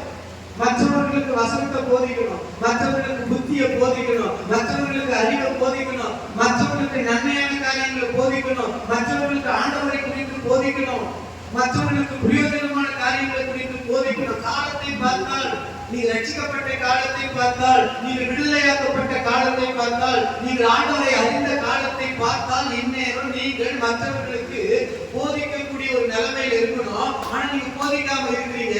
காரணம் என்ன? இன்னும் நீங்க குழந்தையா இருக்கிறீங்க. ஏன் குழந்தையா இருக்கீங்க? இன்னும் நீங்க பாலை குடிச்சிட்டு இருக்கீங்க. கரெக்டா சொல்ல வசனம்? இன்னும் பாலை குடிச்சிட்டு இருக்கீங்க. இன்னும் அடிப்படையான உபதேசத்தை அறிஞ்சிருக்கீங்க. நீங்க வளரல, இன்னும் குழந்தையா இருக்கிறீங்க. சத்தியத்துல வளரல, விசுவாசத்துல வளரல, ஜபத்துல வளரல. அவர் அதான் சொல்ல விரும்புறார். ஜபத்துல வளரல, ஆவிக்குரிய காரியத்துல நீங்க இன்னும் வளரல, ஆண்டவருடைய சமூகத்தை தேடுகிற விஷயத்துல வளரல, ஆண்டவருடைய வல்லமையில வளரல, ஆண்டவர் கொடுக்கக்கூடிய வரங்களை பெற்றுக்கொண்டு வளரல. ஆக நீங்கள் வளராமல் இருக்கிறதுனால நீங்க இன்னும் குழந்தையா இருக்கிறீங்க. பாட குடிக்கிறதுனால குழந்தையா இருக்கிறீங்க. குழந்தையா இருக்கிறதுனால நீங்க என்ன பண்ணாம இருக்கிறீங்க? மற்றவர்களுக்கு போதிக்க முடியாத ஒரு நிலைமையில இருக்கிறீங்க. ஆனா காலத்தை பார்த்தா நீங்க எப்படி இருக்கணும்? போதகரா இருக்கணும். அல்லேலூயா. எப்படி போதிக்க முடியும்? ஆண்டவர் வரங்களை கொடுக்கும் பொழுது, வரங்களை பெற்றுக்கொள்ளும் பொழுது, அப்பொழுதுதான் நம்ம மற்றவர்களுக்கு போதிக்க முடியும். நன்மையான காரியங்களா இருந்தாலும் சரி, அது ஆவிக்குரிய காரியங்களா இருந்தாலும் சரி, ஒரு படிப்புக்குரிய காரியங்களா இருந்தாலும் சரி, அது ஒரு சபைக்குரிய காரியங்களா இருந்தாலும் சரி, எந்த ஒரு காரியங்களா இருந்தாலும் சரி, ஒரு நன்மையான காரியங்களை மற்றவர்களுக்கு நாம் போதிக்க வேண்டுமானால் ஆவிக்குரிய வரங்களை பெற்றிருக்க வேண்டும். அல்லேலூயா. அந்த வார்த்தையை மாற்றி சொல்லணும்னா, ஆவிக்குரிய வரங்களை பெற்றவர்கள் மாத்திரம்தான் மற்றவர்களுக்கு பிரயோஜனமான காரியங்களை போதிக்க முடியும்.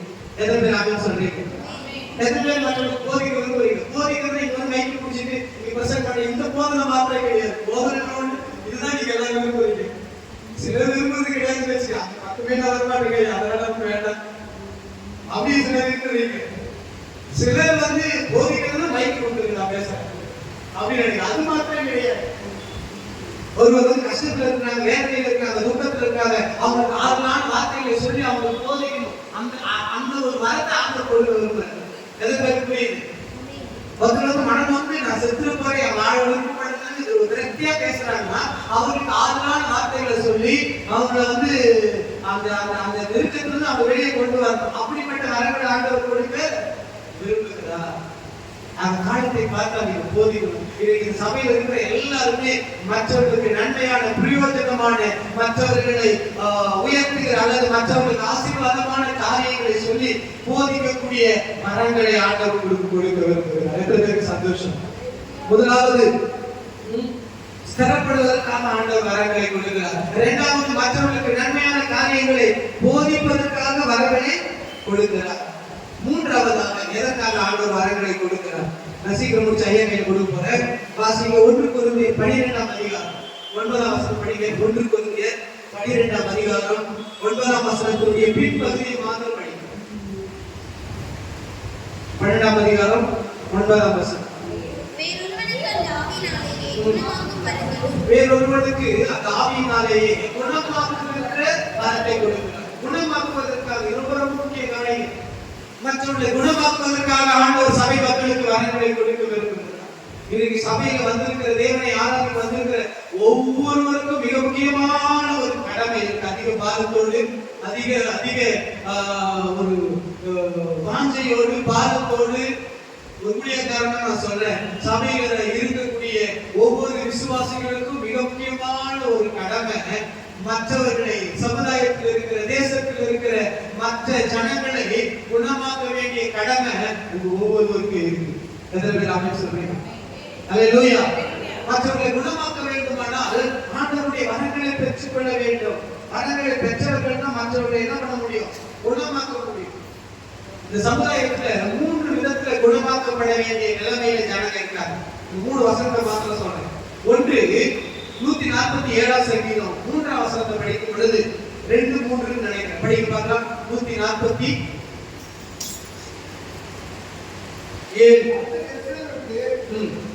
கர்த்தர் இஸ்ரவேலை கட்டுகிறார். கூட்டி சேர்க்கிறார். இருதயம் நொறுங்குண்டவர்களை குணமாக்குகிறார். இருதயம் நொறுங்குண்டவர்களை குணமாக்கணும். அதற்காக ஆண்டவர் வரங்களை கொடுக்கிறார்.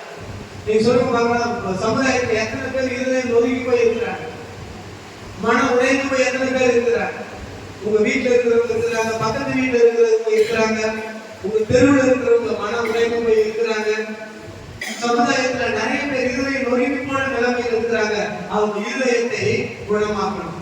அடுத்து ஓசியா 14ஆம் அதிகாரம் 4ஆம் வசனத்தில் ஆண்டவர் சொல்றாரு, அவர்கள் சீர்கேடுகளை நான் குணமாக்குவேன். சீர்கேட்ட நிலையில் இருக்கிற ஜனங்களை குணமாக்குவதற்காக ஆண்டவர் வரங்களை கொடுக்கிறார். 2.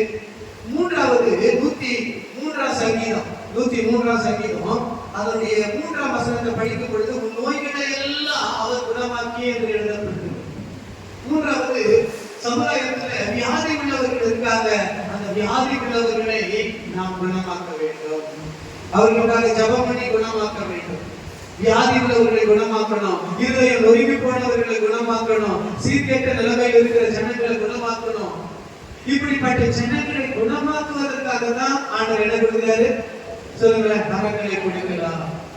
ஆவிக்குரிய வரங்களை பெற்று இப்படிப்பட்ட ஜனங்களை நாம் குணமாக்க வேண்டும். இயேசு இந்த உலகத்தில் வாழ்ந்த பொழுது இந்த ஊழியத்தை செஞ்சார். அநேக வியாதி உள்ளவர்களை குணமாக்கி இருக்கிறார். அப்போஸ்தலர் 4ஆம் அதிகாரம் 30ஆம் வசனத்தை படிக்கும் பொழுது அங்கே சபையார் எல்லாரும் ஜெபம் பண்ணும்போது சொல்றாங்க, ஆண்டவரே பிணியாளிகள் குணமாகும்படி உமது கரத்தை ஊழியக்காரர்கள் மேல் நீட்டுமான உடைய ஊழியக்காரர்கள் மூலமாக பிணியாளிகள் வியாதி உள்ளவர்கள் குணமாக்கப்பட வேண்டும். அப்போஸ்தலர் 5ஆம் அதிகாரம் 16ஆம் வசனத்தில் படிக்கிறோம், ஆண்டவர் சமூகத்தை தேடி வந்த பிணியாளிகள் எல்லாரும் என்ன பண்ணாங்கன்னா குணமாக்கப்பட்டார்கள்.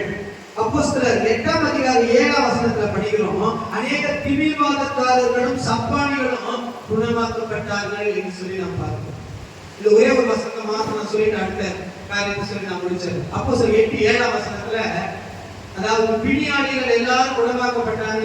யார் மூலமா ஆண்டவர் குணமாக்கினா தெரியுங்களா? அங்க யார் மூலமா குணமாக்கினா? பிலிப்பு என்ற ஒரு மனுஷன் மூலமா. அந்த பிலிப்பு யாரு? ஒரு பெரிய வல்லமையான ஊழியக்காரரா? கிடையாது. ஒரு பெரிய தீர்க்கதரிசியா? கிடையாது. ஒரு பெரிய அப்போஸ்தலனா? கிடையாது. யாருன்னு கேட்டீங்கன்னா, அப்போஸ்தலர் 6ஆம் அதிகாரத்துல படிச்சு பாத்தீங்கன்னா, சபையில பந்தி விசாரணைக்காக தெரிந்து கொள்ளப்பட்ட ஒரு மனுஷன். அவன் என்ன வயசுன்னு தெரியல, ஒருவேளை வாலிப வயசா கூட இருக்கலாம். பந்தி விசாரணைக்காக தெரிந்து கொள்ளப்பட்ட ஒரு மனுஷன் பிலிப்பு. அவர் பிரசங்கம் பண்றாரு, அவர் ஜெபம் பண்றாரு. அவர் ஜெபத்தை கேட்டு ஆண்டவர் என்ன பண்றாரு? ஜனங்களை குணமாக்குறாரு. எப்படிப்பட்ட ஜனங்களை? எப்படிப்பட்ட வியாதி உள்ளவர்கள்? சப்பானிகள், திமிர்வாதக்காரர்கள். சப்பானியா இருக்கக்கூடியவர்கள், திமிர்வாதக்காரர்கள், இப்படிப்பட்ட நிலைமையில் இருக்கின்ற வியாதியுள்ள நிலைமையில் இருக்கின்ற ஜனங்களை ஆண்டவர் இந்த பிலிப்பு மூலமா என்ன பண்றாருன்னா குணமாக்குறார். ஆமென் சொல்லுங்க. அல்லேலூயா. ஒரு சாதாரண ஒரு நபர் தான் பிலிப்பு. அவனை கொண்டு ஆண்டவர் பெரிய பெரிய வியாதி உள்ள ஜனங்களை ஆண்டவர் குணமாக்கினார். காரணம் என்ன? ஆண்டவர் அப்படிப்பட்ட வரத்தை ஆண்டவர் கொடுத்திருந்தார். அல்லேலூயா. அந்த சபைக்கு சுவிசேஷ தரிசனத்துக்கு போயிட்டு வந்தேன். 100 சபைக்கு போயிட்டு வந்தேன். 100வது சபையில நாங்கள் கூட்டம் நடத்தும் பொழுது இந்த வசனத்தை நான் பேசுறேன். ஒரு சாதாரண மனுஷன் பிலிப்பு, அவனை கொண்டு ஆண்டவர் பெரிய பெரிய வியாதிகளை குணமாக்கினார். இன்றைக்கு ஆண்டவருடைய ஆலயத்தில் வந்திருக்கிற தேவனுடைய பிள்ளைகளாகிய உங்களுக்கு ஆண்டவர் வல்லமையை கொடுத்திருக்கிறார், வரங்களை கொடுத்திருக்கிறார். கொஞ்சம் நிதானிச்சு பாருங்க. ஆண்டவர் கொடுத்திருக்கிற வரங்களை பயன்படுத்தி நம்ம யாரை குணமாக்குகிறோம்? யாருடைய வாழ்க்கையை குணமாக்குகிறோம்? யாருடைய வழிகளை குணமாக்குகிறோம்? யாருடைய சீர்கேடுகளை குணமாக்குகிறோம்? யாருடைய இருதயத்தை குணமாக்குகிறோம்? யாருடைய வியாதியை குணமாக்குகிறோம்? ஆண்டவர் கொடுத்த வரங்களை பயன்படுத்தி நான் யாரை குணப்படுத்துகிறேன்? நிதானிச்சு பாருங்க. ஆண்டு சமூகத்தில் ஒப்புக் கொடுங்க. இன்றைக்கு ஆண்டவருடைய ஆலயத்தில் வந்திருக்கிற உங்கள் ஒவ்வொருவரை குறித்து ஆண்டவருடைய விருப்பம், ஆவிக்குரிய வரங்களை குறித்து நீங்கள் அறியாதவருக்கு ஆண்டவருக்கு விருப்பம் கிடையாது. எல்லாரும் ஆவிக்குரிய வரங்களை பெற்றுக்கொள்ள வேண்டும். 3 காரியத்துக்காக. 1, நாம் ஸ்திரப்படுவதற்காக வரங்களை கொடுக்கிறார். 2வது, போதிப்பதற்காக வரங்களை கொடுக்கிறார். 3வது, குணமாக்குவதற்காக வரங்களை கொடுக்கிற வரங்களை ஆண்டவர் கொடுக்கும்படி ஒரே ஒரு நிமிஷம் கண்களை மூடி அப்படியே ஆண்டவர் சமூகத்தில் ஒப்பு கொடுத்து ஜெபம். ஆண்டவரே, இன்றைக்கு கேட்ட வேத வசனத்தின்படி ஆவிக்குரிய வரங்களை நீங்கள் அறியாதீங்க எனக்கு மனதில்லை என்று சொன்னீரே. இன்றைக்கு ஆண்டவரே, நீர் எங்களுக்கு கொடுக்க விரும்புகிற அந்த ஆவிக்குரிய வரங்களை நான் பெற்றுக்கொள்ள விரும்புகிறேன். ஆண்டவரே, எங்களுக்கு அந்த ஆவிக்குரிய வரங்களை தாங்கப்பா. எங்களுக்கு அந்த ஆவிக்குரிய வரங்களை தாங்க. எங்கள் வாழ்க்கை ஸ்திரப்படுவதற்காக ஆவிக்குரிய வரங்களை எங்களுக்கு தாங்க. மற்றவர்களுக்கு ஆண்டவரே உம்முடைய வசனத்தை போதிப்பதற்காக உம்முடைய வரங்களை எங்களுக்கு தாங்க. மற்றவர்களை குணமாக்குவதற்காக அந்த ஆவிக்குரிய வரங்களை எங்களுக்கு தாங்கப்பா. உம்முடைய சபையில வந்திருக்கிறோம், ஆலயத்துல வந்திருக்கிறோம், ஆராதனைக்கு வந்திருக்கிறோம். ஆண்டவரே, உம்முடைய சமூகத்துல அந்த வரங்களை நாங்கள் பெற்றுக்கொள்ள விரும்புகிறோம். எத்தனை பேர் விருப்பப்படுறீங்க? ஒரு சில செகண்ட் மாத்திரம் அப்படி கையை தட்டிட்டே கேளுங்க. ஒரு சில வினாடி கையை தட்டிட்டே கேளுங்க. அந்த வரங்களை எங்களுக்கு தாங்க ஆண்டவரே. உங்களுடைய சமூகத்தில் நாங்கள் வரங்களை பெற்றுக்கொண்டு உமக்காக எழுப்பி பிரகாசிக்க வேண்டும். ஆண்டவரே, உங்களுடைய சமூகத்தில் ஆலயத்தில் நாங்கள் வந்திருக்கிறோம். ஆண்டவரே, அந்த ஆவிக்குரிய வரங்களை எங்கள் மேல் கடந்து வரட்டும். ஆண்டவரே, ஷாபா காரா லாதா ராகா ஒவ்வொரு மேலும் பரிசுத்த ஆவியாருடைய வல்லமை இறங்குவதாக, பரிசுத்த ஆவியாருடைய வரங்கள் இறங்குவதாக, உங்களுடைய பிள்ளைகளுடைய வாழ்க்கையை ஸ்திரப்படுத்துகிற வரங்கள் இறங்குவதாக, மற்றவர்களுக்கு உங்களுடைய வசனத்தை போதிக்கத்தக்கதான வரங்கள் இறங்கட்டும். ஆண்டவரே, மற்றவர்களை குணமாக்கத்தக்கதாக ஆண்டவரே அந்த ஆவிக்குரிய வரங்களை ஒவ்வொருவருக்கு ஆண்டவர் படிப்பீராக. ஒவ்வொருவர் மேலும் பரிசுத்த ஆவியாருடைய வல்லமை வரங்கள் இறங்குவதாக, எல்லா தடையும் விலகுவதாக. ஆண்டவரே, உங்களுடைய பிள்ளைகளுக்கு அந்த விருப்பங்கள் உண்டாகட்டும். ஆண்டவரே, அந்த வார்த்தைகள் உண்டாகட்டும். ஆண்டவரே, அந்த வரங்களை பெற்றுக்கொள்ளக்கூடிய ஆவிக்குரிய ஆழமான அனுபவங்கள் ஒவ்வொருவருக்கும் பரிசுத்த ஆவியானவர் படிக்கும்படி அடியான் ஜெபிக்கிறேன். ஆண்டவர் செய்வதற்காக இயேசுவின் நாமத்தில்